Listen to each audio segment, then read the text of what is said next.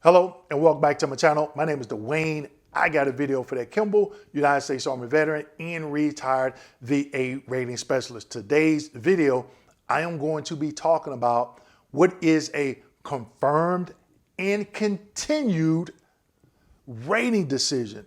As a former VA rater, I've adjudicated a lot of claims where I had to confirm and continue something in a rating decision. So in today's video, I am going to break it down for you what it is, but also how not to get caught up in a confirmed and continued rating. Let's get into it.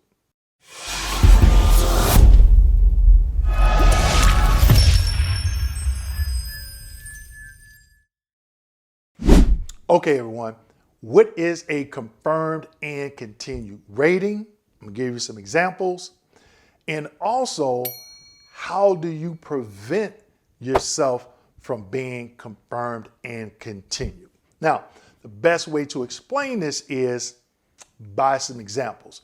So first, let's deal with an increase. A veteran is service-connected at 50% for PTSD, and they come in for an increase. They go to the C&P exam. The C&P exam is sent back to a regional office. The rater gets it, they adjudicate it, and the veteran still warrants a 50%.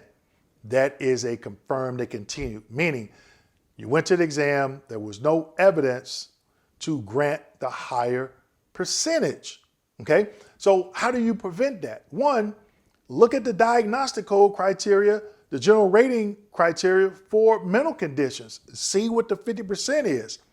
And then look at the 70 and 100%.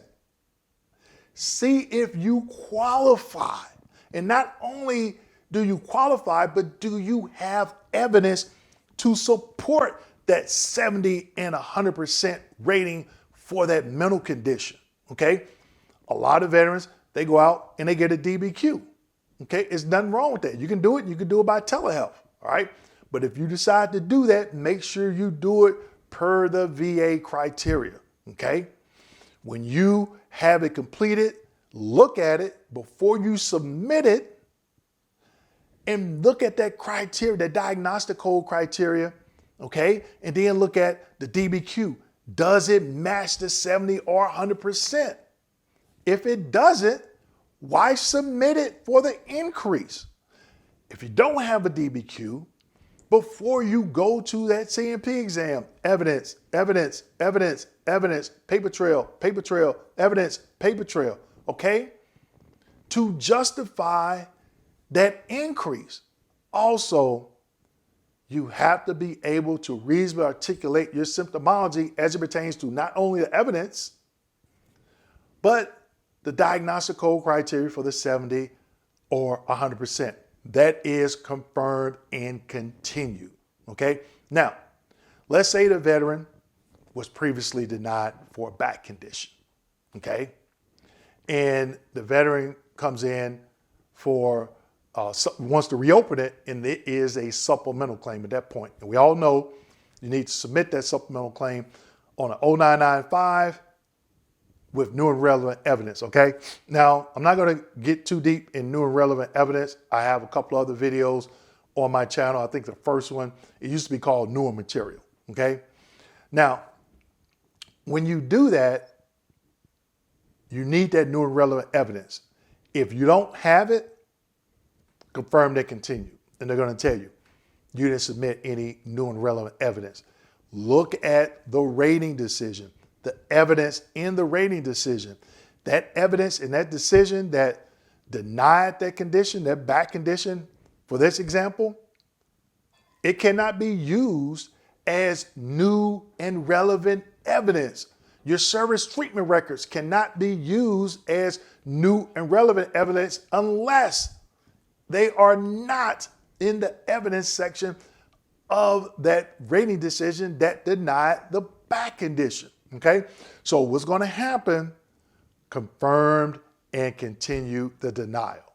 Okay, now let's take it a step further. Let's say, okay, you do have new and relevant evidence and you get a C&P exam and the doctor provides a negative opinion.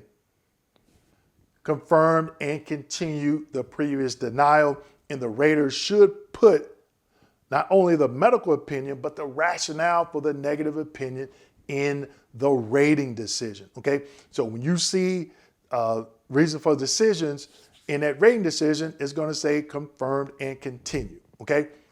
Okay, let's keep going. High-level review, okay? Let's just say the effective date. You're service connected, they service connected you, okay? But you feel the effective date is wrong. You go to the high-level review and you say, hey, I've been serving, I served for 20 years or whatever the case may be. I don't think that's the correct effective date. The veteran's mistake or mistakes that they make, they don't tell them what the correct effective date should be based off the evidence of record. And they're just in their mind, they think it should be an earlier effective date. They've been out 15 years, they finally get service connected, they think it should go all the way back those 15 years. Don't work like that. Nada. You'll no go at that station if you think that, okay? But let's just say they uphold the current effective date. It's going to be confirmed and continued. All right? Now, real quick with effective dates, what you need to be looking out for, the intent to file, ITF. And there's another effective date, and this is a nugget, because I guarantee you probably heard about this one. DOC, date of claim. Now, I know you're saying, Dwayne, what is the date of claim? The date of claim is the date that they received that prescribed claim form. So if you do an intent to file and you wait 6 months and you file at 526EZ, the intent to file date is the date you file the intent to file. The date of claim is the date they received at 526EZ. All right? Do you really need to know that? Yes, because I've seen raters make the mistake and not grant the intent to file, and they grant from the date of claim. For whatever reason, they missed the intent to file.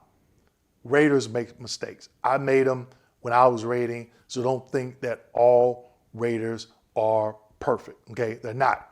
No VA employee is, all right? So those are some examples of confirmed and continued. It's not a bad thing, okay? Unless you got denied and you don't know how to move forward. But think about the examples that I gave you, okay? Effective date, incorrect percentage, okay? Those are just a couple that I think that are important. But how you prevent it, knowing and having a game plan before you submit anything to the VA. That will keep you away from being confirmed and continued, especially on an increase. You gotta know it, you gotta know it, you gotta know it. So with that being said, make sure you like, subscribe, hit that notification button, and as always, share this video with your fellow veterans. Thank you.